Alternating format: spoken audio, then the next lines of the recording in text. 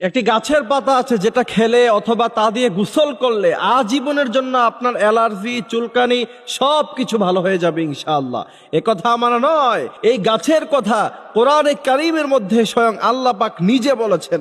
সুবহানাল্লাহি ওয়া বিহামদিহি সুবহানাল্লাহিল আযীম। বিশ্বনবী সাল্লাল্লাহু আলাইহি ওয়াসাল্লামের লম্বা হাদিস আছে এই গাছের ব্যাপারে। এই গাছের পাতা আপনি যদি চিবিয়ে খান অথবা পানির মধ্যে ফুটিয়ে তা দিয়ে যদি আপনি গোসল করেন, বিজ্ঞান বলছে যে আজীবনের জন্য আপনার অ্যালার্জি, চুলকানি সব ভালো হয়ে যাবে। বর্তমান সময়ে পানির সমস্যা, এই পানির সমস্যা থাকার কারণে আমাদের অধিকাংশ মানুষের চুলকানি আছে না নাই?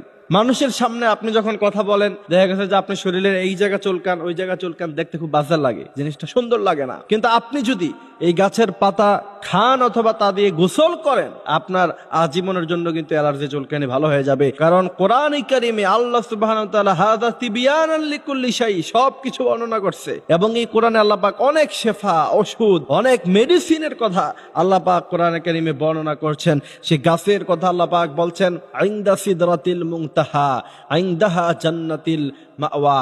আকাশে আল্লাহ পাকের যে আরশ আজিম আছে, সেখানে একটি গাছ আছে, সেই গাছের নাম হলো বরই গাছ।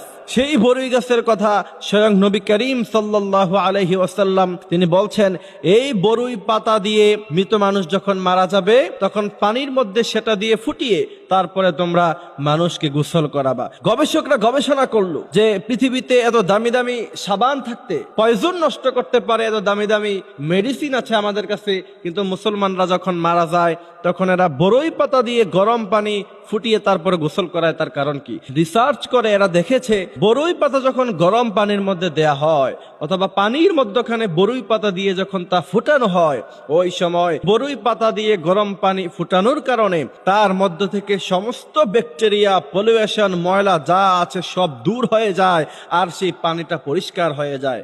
এমন ভাবে পরিষ্কার হয়, ফিল্টারিং করলে সেখান থেকে যেমন ময়লা পরিষ্কার হয়, এর চাইতে আরো ভালোভাবে পানির ভিতর থেকে ময়লা দূর হয়ে যায়, পানিটা পরিষ্কার হয়ে যায়। বিজ্ঞানরা অবাক হয়েছে, ১৫০০ বছর আগে ওই সময় প্রযুক্তি নাই, ইন্টারনেট নাই, গুগল নাই, কিচ্ছু নাই।